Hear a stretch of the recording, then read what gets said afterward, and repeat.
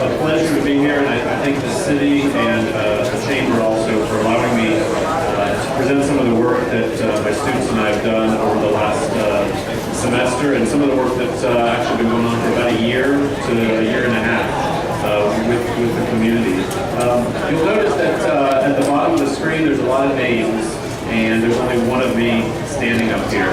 The reason for that is that Professor Callahan is traveling right now. She's out of town, and all of the students that have been part of this project for the last 6 to 9 months, unfortunately they're all out of town, but the good side is that they're out of town because they're all working internships. So they're coming back in the fall, they're going to finish up their program, but they got some great jobs, so you can't blame them for heading out of town. For today, and I'll be brief, I know I've got about 20 minutes, and I know that there's a ribbon cutting coming up. I wanted to just talk really briefly about the project. It was an architecture studio project that started in the fall. My students in landscape architecture took on some work in the spring semester. There's a site model that's on your right in the room here. I encourage you to take a look at it, and we can keep talking about it also. We also made a presentation to the City Council back in early April, and of course today's presentation is almost the end of the project. The end of the project is coming when we produce and turn over the final report here in the next month or so. So the question of why is this meeting important? The reason for that is that I see businesses and the chamber as being the catalyst in the community. Small businesses, large businesses, medium businesses are the drivers of the community. So it's really important that everyone here understands what's going on, and you know, I'm here to help as much as possible. I'll also talk a little bit about the next steps that are coming, and then the last part on the screen here about building support to generate support. I'll talk a little bit about what I mean by that at the end. And actually, if there are any questions during, just stop me. I can handle that. Real quickly, sort of recapping a little bit about what's been done back in the fall semester.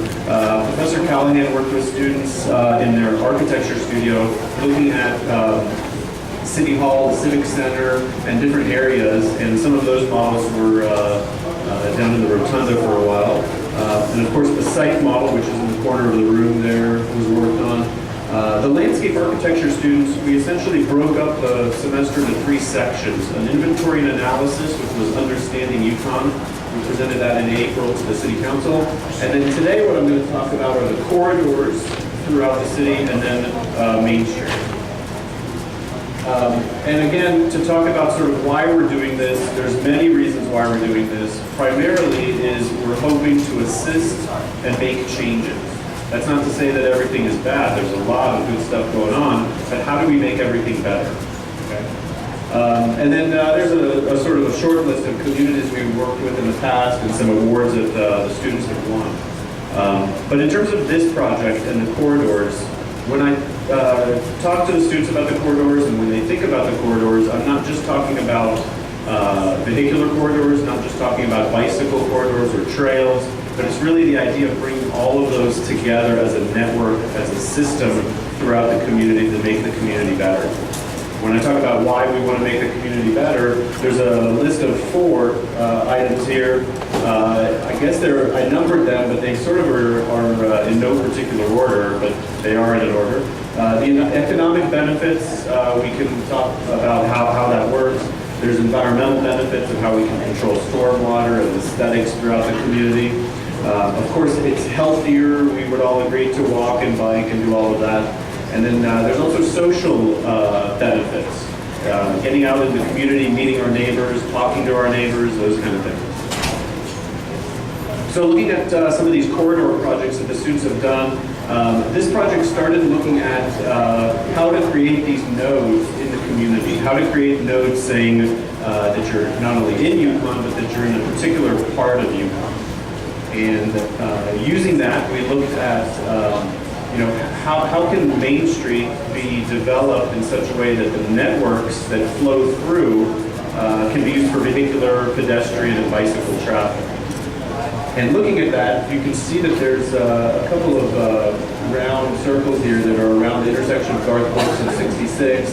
and around here by the City Hall complex, those are showing a 5 and a 10-minute radius walking distance, broken up in time. Now, as I look at the parking lot outside here, that when I pulled in, I know that a lot of people probably did not walk here today. But the point of this slide is to show that it actually is possible with a short 5-10-minute walk, even in the Oklahoma heat, to get to almost all parts of the main part of downtown, which is great. And that's walking. If you bike, obviously that's a lot quicker. Why would you want to walk on Main Street?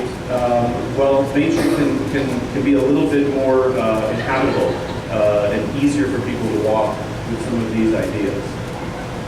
Additionally, creating places for pedestrians where they want to be and where they feel safe with trees and benches and those kind of things are important. Now, as business owners, I know I practice landscape architecture in the Washington, D.C. area, Baltimore, Virginia, also the Pacific Northwest, in Portland, and all over Oregon. And I know in speaking with developers, business owners, that you don't like trees in front of your businesses because you can't see them. This slide is to show you that we can have both. We can have the trees and you can see the businesses, and there are ways to do that with picking the right species of trees. This project is looking at some of the issues that this student found to be going on, and primarily they narrowed it down to 4. Narrow sidewalks, the traffic goes by pretty fast on Main Street, especially when the trucks go by, the semis. There are some opportunities for businesses, and it's very hot, or when we were on site, it's very cold and very windy. So there are ways to mitigate these issues. And these are some of them. Now, this project is sort of probably out on the edge a little bit, looking at some of these very artistic opportunities. This is Main Street here, and I am not suggesting that this is what it's going to look like. But there's some ideas from here that I'm going to pull out in a couple of slides down the road here a little bit, and I'll sort of talk about that. But these are some images showing what that experience could be. And I'll mention that in a second. This project's looking at some nodes connecting 3 intersections on Main Street and how that transition can work. So it's not that you're driving down Route 66 and boom, all of a sudden you're in Yukon and you feel great, but it's making that transition in sort of a step process. Bike lanes. There's not a lot of bike lanes in the community. There are designated locations for bikes, but not specific bike lanes. And really the problem with bike lanes is educating vehicular drivers about the bike lanes. So this project is looking at ways that we can alert motorists that there are bikes around them. And again, I can go back and talk more about these as much as you guys want, but I just want to make sure that I get through the bulk of it. This project looked at the health benefits of creating corridors. It's actually kind of interesting, and this is the second sheet of that. It's actually kind of interesting. This map of the United States shows bike-friendly states. The darker the state on the map, the more friendly it is based on some criteria that they establish. Okay, so you can see Oklahoma is kind of in the mid-range. This next image shows that the redder the state, or more, I guess it's orange, the more obese the state is. And you can see that there are some comparisons to be made between bike-friendly areas. We'll pick an example, Colorado, and and obesity levels. And so, you know, obviously we know that there are health benefits with that, but that's showing a direct correlation between those issues. Looking at potential possibilities for one-way traffic, where there are one-way roads with bike lanes. Additionally, looking at, again, ways to ramp down from one intersection to a second, to a third, to a fourth, and how that process works of bringing people into the community and also transitioning them out of the community. We know they have to leave eventually. Talking about the streetscapes, why the streets are important. We know that, you know, for businesses, the more people that are out on the streets, the more people, the better the business generally does. But there's also other issues that are important when we talk about why we need to get people out on the street. And those are, again, the economic, environmental, health, and social issues. The best way to get people onto the street, onto Main Street, is not necessarily to develop and redevelop Main Street, but some of the areas that are adjacent to it. So this project is looking at the redevelopment on what is currently the existing Civic complex that's on 5th and Main Street there. And so here's Main Street up here, and showing what a community park could look like adjacent to the Centennial Building and some other uses there. This is just some bird's eye view showing what a park like that could look like. Again, bringing people to a park like this that's in downtown eventually brings them onto Main Street. It's the same way that the Myriad Garden is doing in downtown Oklahoma City.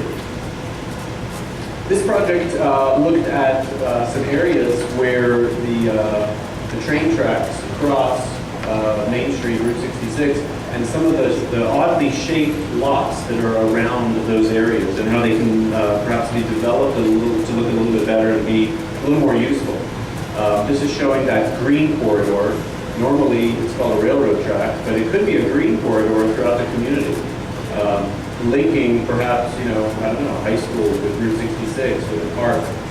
And again, that round circle showing a 5-minute walking radius, and that's a slow walk, like the way I would walk. This is showing where that a park like that could be, and showing what that could look like. This would be looking west down Main Street.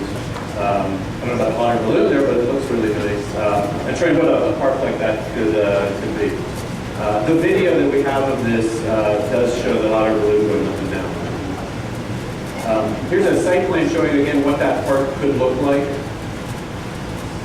and some more images of how to create streets that are favorable adjacent to a park setting like that, a nice urban park setting. Some more images.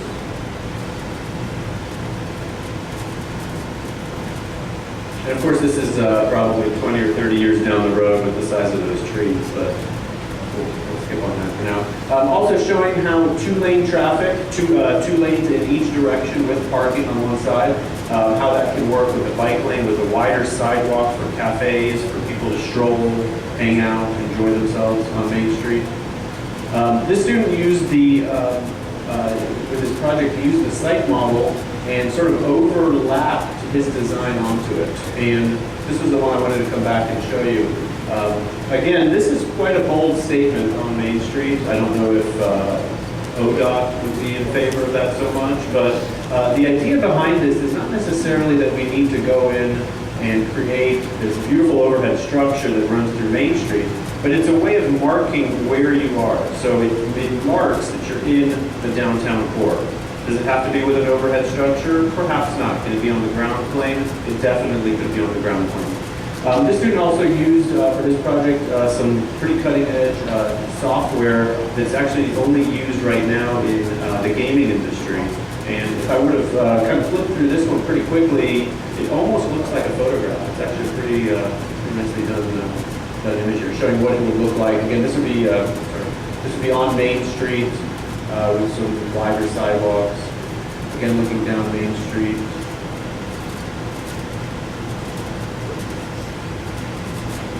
This project again is looking at another park opportunity to pull people off of Main Street and bring them into a place where they can rest, relax, socialize, and then allow them back out onto Main Street. This project is also on Main Street, looking at a park and how we can use, we know the daytime temperatures in Oklahoma are pretty hot, but a park can also be used at night. Police department, I don't know if they like that so much, but the parks can be used into the evening hours. And this is an image just showing how the right lighting can create areas that are safe, viewable from the street, where people feel safe to be in, and people feel safe patrolling. And some more images of what it could look like during the daytime. This project is again looking at some of the benefits of perhaps combining different uses together and allowing for a multi-purpose building, some areas for tables and chairs, and then sort of bringing a horticulture element into it, and combining sort of a native, natural environment with a very civic, urban environment, and what that could look like. This project, again, is looking at the railroad tracks and the little triangle of land that's created and what that could look like.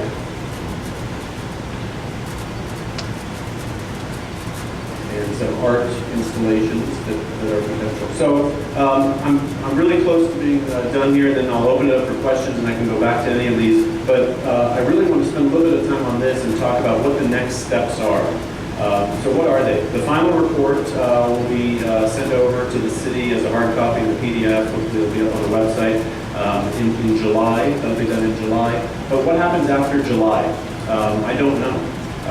And you guys probably don't know either. The city might not know. But what we're going to do is we're going to figure it out. We're going to work together. A couple options are that design guidelines could be established in such a way that future and current development that goes along on Main Street or other designated corridors is developed in a particular style, a particular fashion, so that when people drive and they see something, they know that they are in Yukon. It's sort of like a branding exercise, but for the landscape architecture side of everything.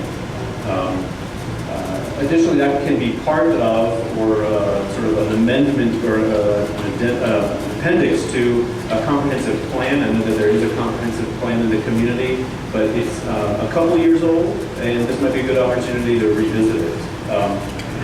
How does the University of Oklahoma fit into this? Again, I'm going to ask you the question, and I'll let you guys answer that. I'm here to help.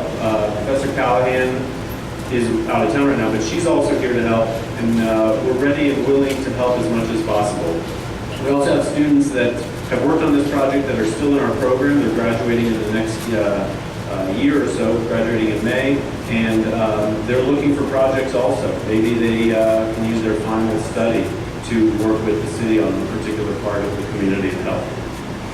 And also, again, I want to touch on that community catalyst part about local businesses and the Chamber of Commerce and how that all starts. And it goes back to this statement down here about building support to generate support. And what I mean by that is generating interest is important, but we have to build the interest first. So the interest of, why would we want to do something like this has to start with the city, but it sort of also has to start kind of with this group a little bit and the chamber, and get that ball rolling, get that sort of snowball effect going on throughout the community.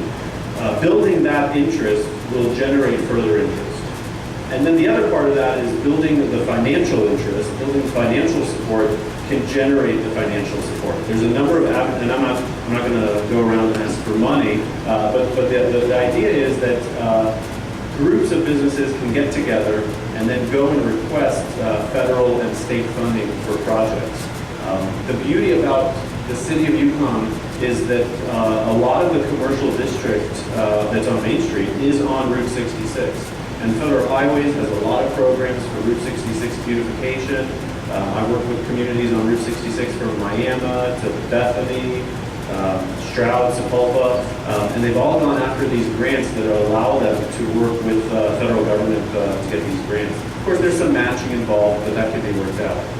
So it's really about building that support to generate the support. And again, because this is sort of a presentation showing what we've done, it's not that the project ends here. This is almost sort of the beginning part of the project, really. And so moving that forward and being the catalyst for that, I'm here to help, the University of Oklahoma is here to help, but also we need to sort of do it all together. My contact information is up on the screen on the left. Professor Callahan's information is up on the right. I have business cards. I'm ready, willing, and able to help and talk as much as you guys will listen. It looks like I've gone a little bit over, but if you guys have questions, I'm here.